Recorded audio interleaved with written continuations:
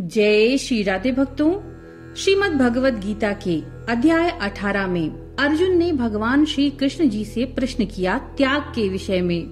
तब भगवान श्री कृष्ण ने उत्तर देते हुए कहा कि त्याग 3 प्रकार का होता है, सात्विक, राजस और तामस।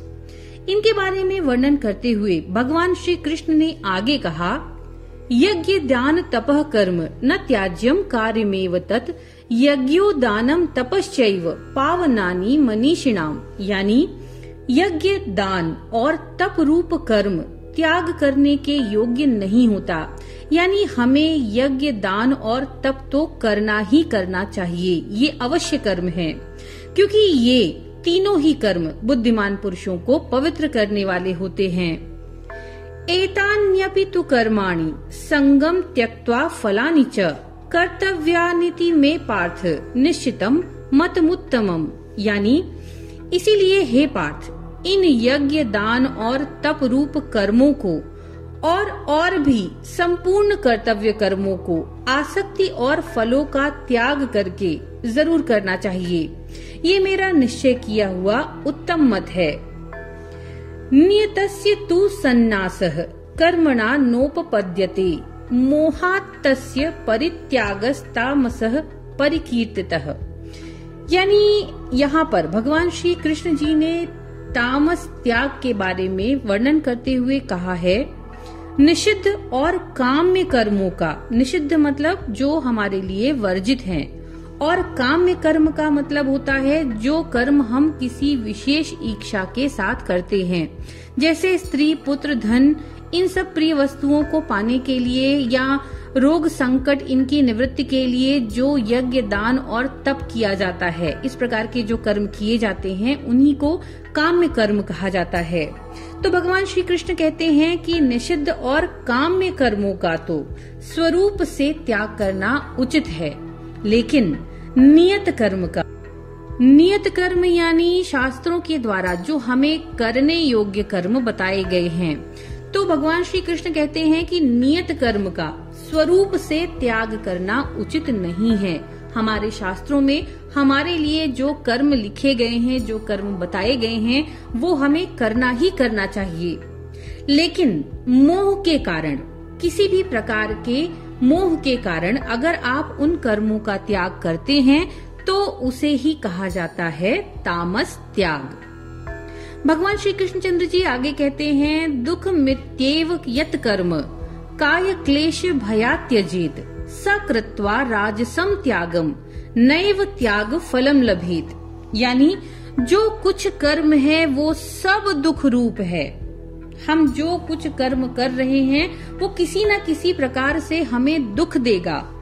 ऐसा समझकर अगर कोई अपने शारीरिक क्लेश के भय से, शरीर में आने वाले संकटों के भय से, मेहनत के भय से अगर कर्तव्य कर्मों का त्याग कर दे तो इस प्रकार का त्याग कहा जाता है राजस त्याग, और इस त्याग के फल को किसी भी प्रकार से कोई नहीं पाता।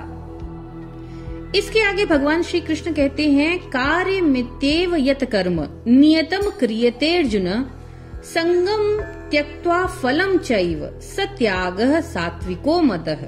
यानी हे अर्जुन, जो शास्त्र विहित कर्म करना कर्तव्य है, इस भाव से आसक्ति और फल का त्याग करके किया जाता है, वही कहा जाता है सात्विक त्याग। यानी हमारे शास्त्रों में जो हमें कर्म कहे गए हैं उन्हें हम कर्तव्य के भाव से करें। उस वक्त अपने मन में किसी भी प्रकार की आसक्ति न लेकर आए और न ही उन कर्मों के फल की हम किसी भी प्रकार से चिंता करें।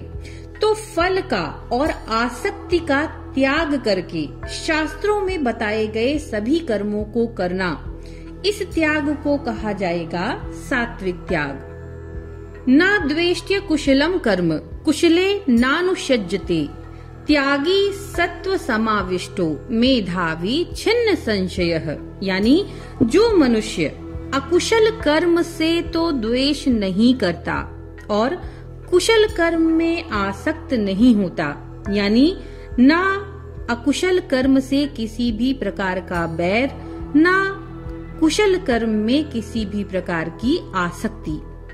वो शुद्ध सत्व गुण से युक्त पुरुष संशय रहित, बुद्धिमान और सच्चा त्यागी है। न ही देह भ्रता शक्यम त्यक्तुम कर्माण्यशेषतः यस्तु कर्म फल त्यागी स त्यागित्यभिधीयते। यानी क्योंकि शरीरधारी किसी भी मनुष्य के द्वारा संपूर्णता से सब कर्मों का त्याग किया जाना शक्य नहीं है, इसीलिए जो कर्म फल का त्यागी है, कर्म का त्यागी नहीं, कर्म फल का त्यागी है, वही त्यागी है, ये कहा जाता है। अनिष्टम मिष्टम मिश्रम च त्रिविधम कर्मणः फलम भवत्यत्यागिनाम प्रेत्य न तु सन्यासिनाम क्वचित। यानी कर्म फल का त्याग न करने वाला मनुष्य कर्मों का अच्छा बुरा या मिला जुला फल, तीनों प्रकार का फल मरने के बाद अवश्य प्राप्त करता है, लेकिन कर्म फल का त्याग कर देने वाला मनुष्य कर्मों का फल किसी भी काल में नहीं पाता, कर्म फल के बंधनों से मुक्त हो जाता है। तो भक्तों, श्रीमद् भगवद गीता के अनुसार 3 प्रकार के त्याग बताए गए हैं, तामस, राजस और सात्विक।